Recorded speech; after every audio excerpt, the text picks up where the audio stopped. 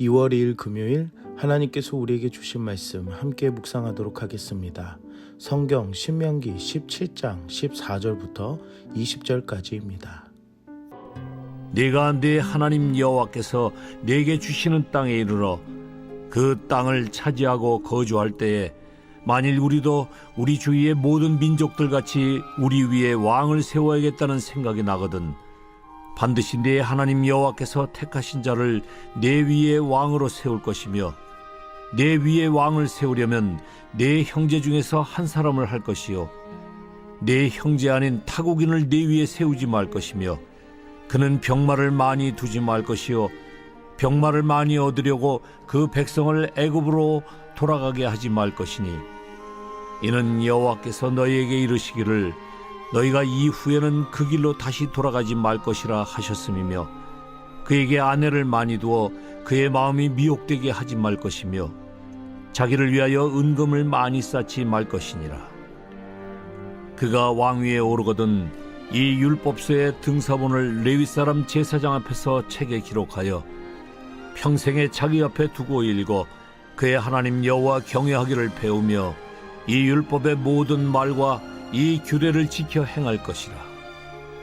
그리하면 그의 마음이 그의 형제 위에 교만하지 아니하고 이 명령에서 떠나 좌로나 우로나 치우치지 아니하리니 이스라엘 중에서 그와 그의 자손이 왕위에 있는 날이 장구하리라.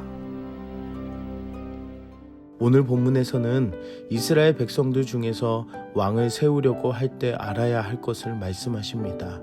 이스라엘의 왕을 택하고 세우는 데에 먼저는 백성들이 원하고 요구하는 것이 우선순위에 있지 않습니다.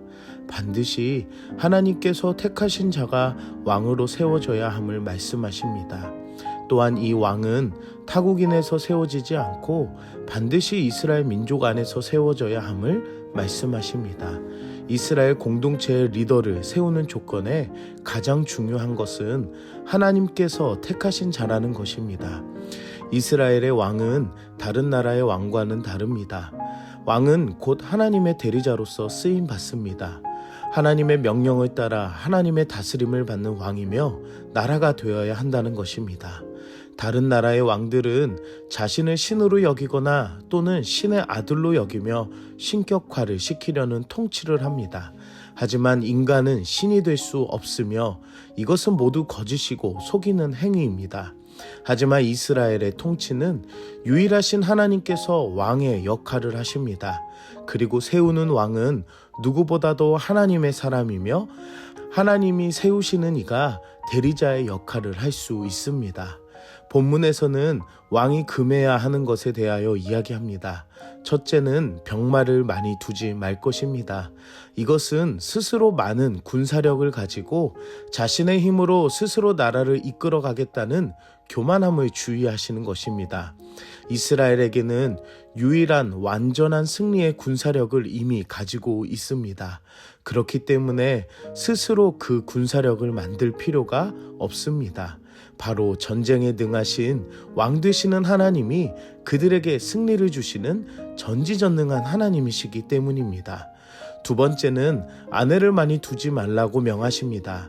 아내를 많이 둔다는 것은 주변 나라들이 정치적 우호관계를 맺기 위한 세상적인 방법이었습니다.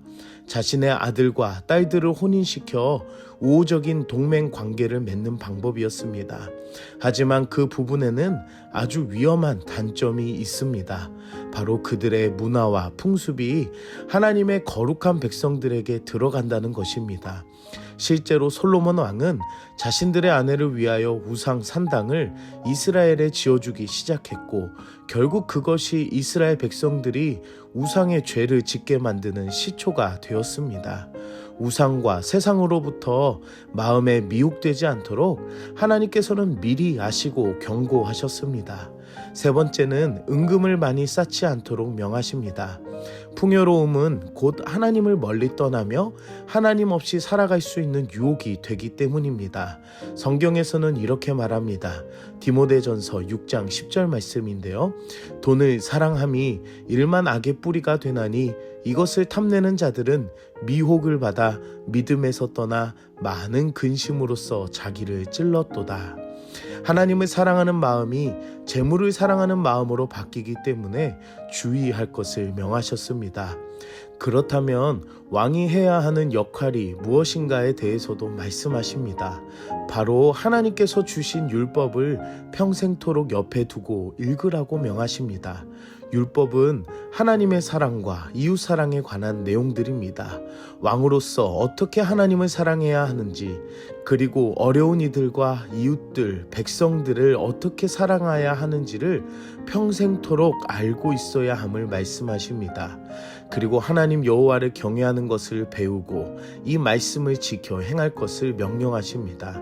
이것이 하나님이 통치하시는 나라의 왕으로 살아갈 모습입니다. 오늘 본문은 구약시대의 이스라엘 백성들을 통치하는 왕에 관한 내용이기도 하지만 우리에게는 예수 그리스도의 은혜로 이렇게 불려진다는 것입니다. 베드로전서 2장 9절 말씀인데요. 그러나 너희는 택하신 족속이요 왕 같은 제사장들이요 거룩한 나라요 그의 소유가 된 백성이니 이는 너희를 어두운 데서 불러내어 그의 기이한 빛에 들어가게 하시니에 아름다운 덕을 선포하게 하려 하심이라. 우리는 하나님께서 택하신 왕의 자녀이며 제사장들이며 거룩한 나라라는 것입니다. 그리고 하나님의 왕의 자녀로 아름다운 덕을 선포하게 하려면 왕의 자녀됨의 모습을 가지고 살아야 한다는 것입니다. 그래서 오늘 본문은 우리에게도 적용할 수가 있습니다. 하나님보다 세상의 권력을 더 중요시 여기지 아니하며 세상의 방식대로 문화와 우상과 손잡지 말아야 하며 재물에게 다스림받는 존재가 아니라 다스리는 존재가 되는 것, 하나님의 말씀을 평생토록 가까이 하며 하나님만을 경외하는 왕의 자녀된 모습이 되고 하나님의 말씀을 지켜 행하는 자의 모습이 우리에게도 필요하다는 것입니다. 사랑하는 성도 여러분, 하나님의 자녀로 이 마음들을 품고 살아가며 하나님의 통치하심을, 하나님의 다스리심을 받고 살아가는 우리들이 되길 소망합니다.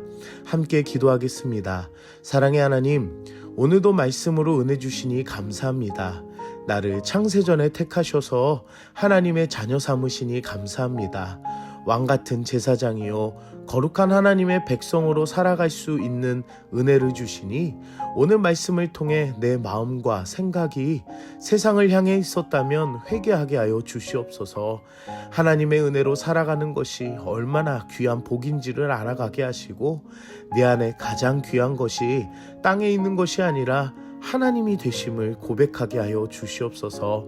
날마다 말씀 앞에 귀 기울이며 하나님을 경외하는 심령이 되게 하여 주시옵시고 어두운 세상에 생명의 빛을 밝히는 복음의 자녀가 되게 하여 주시옵소서. 예수님의 이름으로 기도드립니다. 아멘.